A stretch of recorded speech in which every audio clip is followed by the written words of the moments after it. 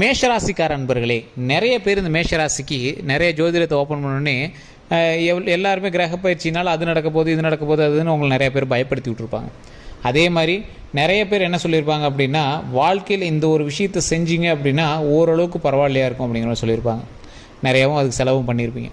நீங்கள் இனி வரக்கூடிய காலகட்டங்களில் இந்த மேஷராசியை பொறுத்த வரைக்கும் நிறைய பேர் அந்த கஷ்டம் இந்த கஷ்டம் சொன்னாலும் எந்த கஷ்டமே இல்லாமல் வாழ்க்கையை மகிழ்ச்சியாக வாழ்வதற்கு முருகர் உங்களுக்கு துணை இருக்காருங்க. அந்த முருகர் உங்களுக்கு எந்த வகையில் வழிவிடுறார் அப்படிங்கிறது தான் ஒரு முக்கியமான விஷயம். மேஷராசியில் 10 கோடி பேர் இருப்பான். 10 கோடி பேருமே அந்த கஷ்டத்தை அனுபவிக்கிறது இல்லையே சார், ஏன் ஒரு சிலருக்கு மட்டும் அந்த கஷ்டம் வருது? அந்த கஷ்டத்தை எப்படி தீர்க்கிறது, அந்த கஷ்டத்தை எப்படி மகிழ்ச்சியாக மாற்றுறது அப்படிங்கிறத இந்த வீடியோவில் நம்ம சொல்ல போகிறோம்.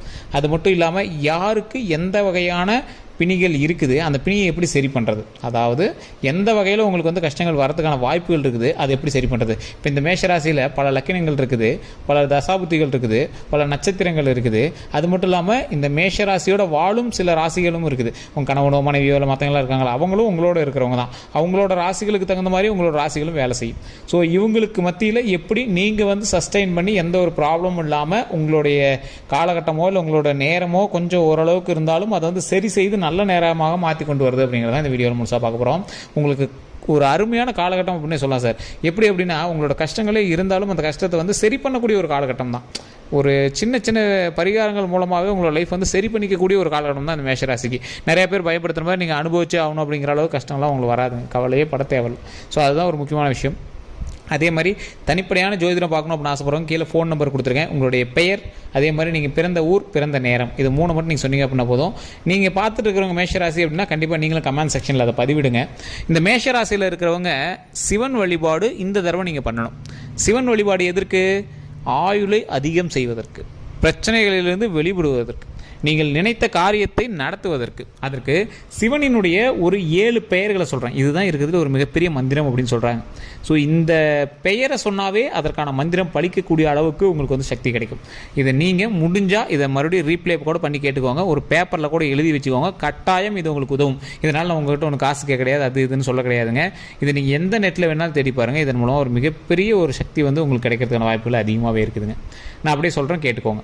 இது ஒரு 8 சிவபெருமானினுடைய திருப்பெயர்கள் அப்படின்னு தான் சொல்கிறாங்க. இந்த 8 பெயர்களை நீங்கள் ஜஸ்ட் நீங்கள் வாயின் மூலமாக சொன்னோம்னாவே போதும். தினம் தினம் நீங்கள் சொன்னீங்க அப்படின்னா அதோட பெரிய கஷ்டங்கள் தீரும். சரி, இப்போ நான் சொல்கிறேன், அப்படியே முடிஞ்சால் இதை ரீப்ளே பண்ணியும் பார்த்துக்கோங்க. கமெண்ட் செக்ஷன்லேயும் இதை கேட்குறவங்க பதிவிடுங்க. அதே மாதிரி நம்மளோட கமெண்ட் செக்ஷனையும் நான் பின் பண்ண சொல்கிறேன், டிஸ்கிரிப்ஷனையும் நான் பின் பண்ண சொல்கிறேன். சரி, சிவபெருமானை வணங்குவதற்கு முன்னாடி 2 கைகளையும் கூப்பினீங்கன்னா தலையை கொஞ்சமாக இறக்கிக்கணும். சிவபெருமானுக்கு முன்னாடியோ அல்லது சூரியனுக்கு முன்னாடி நின்று நீங்கள் சிவபெருமானை வணங்கலாம். அப்படி வணங்கும் போது கை கூப்பிக்கணும், தலை கொஞ்சம் கீழே பார்த்த மாதிரி இருக்கணும். சிவபெருமான்கிட்ட மட்டும் எப்போவுமே அடிமையாக சிவபெருமானினுடைய ஆசி பெற்ற பக்தனாக தான் சிவபெருமானை வணங்கணும். ஸோ அப்படி வணங்கும் போது நான் சொல்லக்கூடிய இந்த 8 பெயர்களை நீங்கள் சொல்லுங்கள்.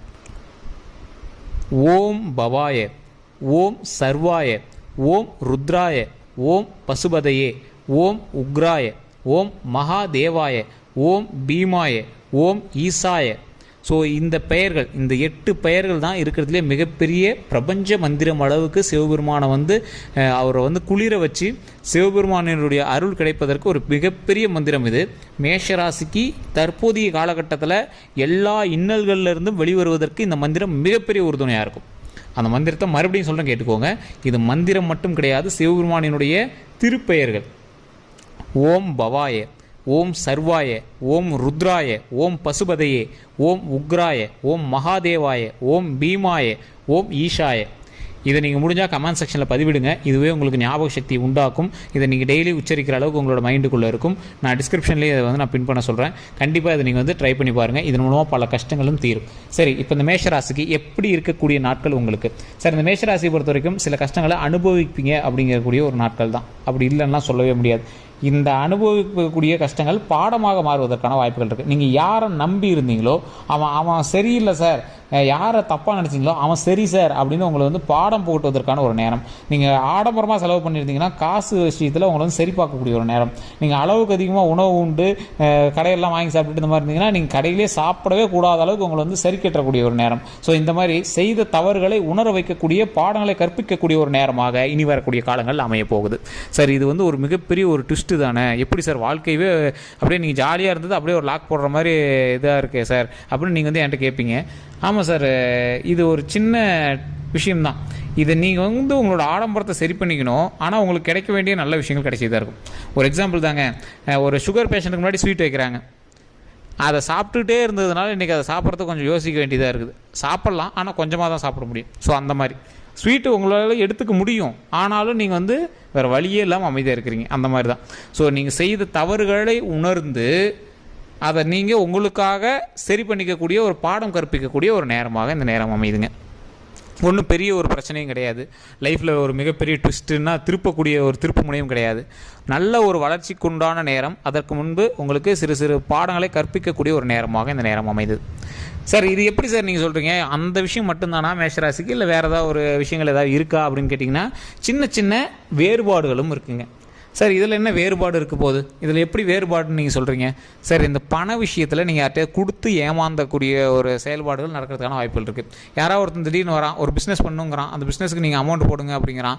நீங்கள் யாருன்னே தெரியாது, அதிக ஆசை காட்டுறான். ஒரு 2 டைம் 3 டைம் எடுத்து காட்டிட்டான். சார், 3 மாதமாக அமௌண்ட் வந்துட்டு தான் சார், ஒன்றும் பெரிய இஷ்யூஸ்லாம் இல்லை, பரவாயில்ல, நல்லா தான் ரன் ஆகிட்டு, நல்ல லாபம் வந்துட்டு இருக்குது சார் அப்படிங்கும்போது டக்குன்னு உங்களை வந்து டேர்ன் பண்ண வைக்கும். உங்களுக்கு பாடம் கற்பிக்க வைக்கும். இதில் இந்த மாதிரி விஷயத்தெல்லாம் தெரியாத ஆள்கிட்ட பணத்தை கொடுக்கூடாதுரா, உங்களுக்கு பாடம் புகட்டுறப்பாடுறா அப்படிங்கிற மாதிரி இருக்கும். குறிப்பிட்ட காலகட்டங்களில் இதை நீங்கள் அனுபவிச்சே இருப்பீங்க. அது உண்மையாக இல்லையான்னு கமெண்ட் செக்ஷனில் பதிவிடுங்க. ஸோ இந்த மாதிரி பாடம் கற்பிக்கக்கூடிய ஒரு நேரம். அதே மாதிரி நண்பனோடு பகை உண்டாகக்கூடிய ஒரு சின்ன நேரம் இருக்குது. நண்பனோடோ இல்லை உங்களுடைய குடும்பத்தினருடைய கூட ரொம்ப நட்பு ரீதியாக நீங்கள் பழகிட்டு இருக்கக்கூடிய உங்களோட ரத்த சொந்தத்திலேயே கூட நீங்கள் வந்து பகை உண்டாவதற்கான நேரத்துக்கான வாய்ப்புகளும் இருக்குது. உங்களுடைய தப்பாகவும் இருக்கலாம், அவங்களுடைய தப்பாகவும் இருக்கலாம். உங்களுடைய பேச்சின் மூலமாகவும் உங்களுடைய வார்த்தையின் மூலமாகவும் மற்றவர்களை புண்படுத்தக்கூடிய ஒரு தருணம். ஸோ இந்த மாதிரி உங்கள் மூலமாகவே அது வந்து நடக்கிறதுக்கான வாய்ப்பு. இப்போ நீங்கள் பணம் கொடுத்து ஏமாந்தாலும் நீங்கள் தான், உங்கள் கை தான். ஆனால் வேறு யாரோ சொல்கிறாங்க சார், அவன் சொன்னான் சார், இவன் சொன்னான் சார், யார் சொன்னாலும் உங்களுக்கு எங்கே சார் போச்சு அறிவு, அப்படி தான் சொல்லுவாங்க.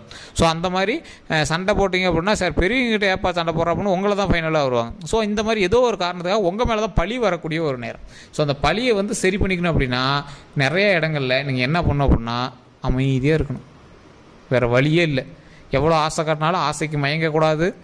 எவ்வளோ சண்டை போட்டாலும் அந்த இடத்துல நீங்கள் கோபப்படக்கூடாது. கொஞ்சம் சமாளித்து சரி பண்ணி போகணும். பெரிய இதில் நாம் கௌரவமாக கெத்தாக போய் அது இதுன்னு பண்ணுறோங்கிறதெல்லாம் கொஞ்சம் பார்த்து பண்ணணும். பஞ்சாயத்துக்கு தேவையில்லாதவங்க பஞ்சாயத்துக்கு போய் தலையிடக்கூடாது. இதுதான் வந்து உங்களுக்கு சரியான ஒரு தருணம். எதுக்கு? உங்களை நீங்கள் காப்பாற்றிக்கிறதுக்கு. ஸோ முன்னாடி போய் கெத்து காட்டணும் அப்படிங்கிறதெல்லாம் கொஞ்சம் ஒத்தி வச்சுட்டு ஓரளவுக்கு பார்த்து சூதானமாக நடந்துக்கக்கூடிய ஒரு முக்கியமான காலகட்டம் இந்த காலகட்டம். சரி சார், அது மட்டும் போதுமா? வாகன விஷயங்களில் கவனம் தேவை. சிவபெருமானை வழிபடுவதற்கு இன்னொரு காரணம், உங்களுடைய உயிரை காப்பாற்றிக்கணும், உடலை காப்பாற்றிக்கணும், மன உறுதியை காப்பாற்றிக்கணும். ஸோ தேவையில்லாமல் ரேஸ் போகிறது, வண்டி வாகனங்களில் கரோர்னு பறக்கிறது, புதுசாக வண்டி வாங்கியிருக்கேன் சார், கெத்தாக ஓட்டணும் சார், பயங்கர ஸ்பீடில் போகிறேன் சார், இதெல்லாம் இப்போ தேவையில்லாத ஸ்டண்ட்டே தேவையில்லைங்க. ஆசைக்கு வண்டி வாங்குறீங்கன்னா அழகாக வண்டி ஓட்டிகிட்டு இருக்கணும். அதில் ஒரு ஸ்க்ராட்ச் கூட ஆகாத அளவுக்கு நல்லபடியாக பார்த்துக்கணும், அவ்வளோதாங்க. அதே மாதிரி ஏதாவது நீங்கள் வந்து ஒரு தனிப்படையான தொழில் பண்ணுறீங்க, அந்த மாதிரி எதாவது பண்ணுறீங்க அப்படின்னா தனிப்படையான ஜாதகத்தை ஒரு டைம் பார்த்துக்கோங்க. உங்கள் பேரில் இல்லை அப்படின்னாலும் உங்களோட ஃபேமிலி பேரில் நீங்கள் ஆரம்பிக்கலாம், ஒன்றும் பிரச்சனை கிடையாது. அதே மாதிரி டாக்குமெண்ட் ரீதியான எந்த ஒரு விஷயம் இருந்தாலும் செக் பண்ணிவிட்டு கையெழுத்து போடுங்க. பார்ட்னர்ஷிப் போடுறீங்க அப்படின்னா கொஞ்சம் பார்த்து பக்குவமாக அதெல்லாம் தெளிவாக தெரிஞ்சுக்கிட்டு பண்ணுங்கள். மேஷராசிக்கு பார்ட்னர்ஷிப் ஓரளவுக்கு செட் ஆகும். இருந்தாலும் நம்பிக்கையான ஆளாக இருக்கணும். ஏன்னா பணம் கொடுத்தா மாட்டக்கூடிய ஒரு காலகட்டம். அதனால் நீங்கள் நம்பிக்கையான ஆளை நம்பி பணம் போடணும், அவ்வளோதான். மற்றபடி எந்த ஒரு விஷயம் பண்ணாலும் தெளிவாக நீங்கள் பண்ணுங்கள். ஏன்னா எவ்வளோ தெளிவாக பண்ணாலும் சின்ன சின்ன சிக்கல்கள் வரதுக்கான வாய்ப்புகள் இந்த காலகட்டத்தில் இருக்குது. உங்கள் மேலே தப்பு சொல்ல முடியாது, யாருத்தினாலும் உங்கள் மேலே தப்பு சொல்ல முடியாது. காலம் அதுக்கான காலகட்டம் அப்படி இருக்குது. ஸோ அதனால் கொஞ்சம் பார்த்து பக்குவமாக இருக்கிறதுக்கான நேரம். அதே மாதிரி அதீத தொழில் பண்ணுறோம் அப்படின்னு நிறைய இன்வெஸ்ட் பண்ணுறீங்க அப்படின்னா கொஞ்சம் கவனமாக தனிப்படையான ஜோதிடத்தை பார்த்து உங்களுடைய ராசிக்கு நட்சத்திரத்துக்கு செட் ஆகுமா, பண்ணலாமா எல்லாம் கேட்டு பண்ணிங்க அப்படின்னா இன்னுமே 100% பர்ஃபெக்ட். ஸோ அதை கொஞ்சம் முன்னாடியே பார்த்துக்கோங்க. அதுக்கு கீழே ஃபோன் நம்பர் கொடுத்துருக்கேன். உங்களுக்கு எந்த சந்தேகமாக இருந்தாலும் நீங்கள் ஃபோன் பண்ணி நீங்கள் வந்து பேசிக்கலாம். இது மட்டும் கிடையாது சார், நீங்கள் தொழில் ரீதியாகவோ இல்லை கல்வி ரீதியாகவோ இல்லை எந்த ஒரு விஷயமாக பண்ணுறீங்க அப்படின்னாலும் நீங்கள் வந்து எந்த சந்தேகமாக இருந்தாலும் ஃபோன் பண்ணலாம். கீழே ஃபேஸ்புக்கில் பார்க்குறீங்க அப்படின்னா ஸ்க்ரீன்லேயே நம்பர் கொடுத்துருக்கோம். யூடியூப்பில் பார்க்குறீங்க அப்படின்னா கீழே டிஸ்கிரிப்ஷனில் நம்பர் இருக்குது. அது மட்டும் இல்லாமல் கல்வி ரீதியாக உங்களுக்கு வந்து ஏதாவது ஒரு பிரச்சனை அப்படின்னா நீங்கள் வந்து ஜோதிடத்தை நம்பணும்னு அவசியமே கிடையாது. 18 வயசுக்குள்ள இருக்கிறவங்களுக்கு ஜாதகமே நீங்கள் வந்து பார்க்கணும் அவசியம் கிடையாது. கல்வி ரீதியான விஷயங்களுக்கு.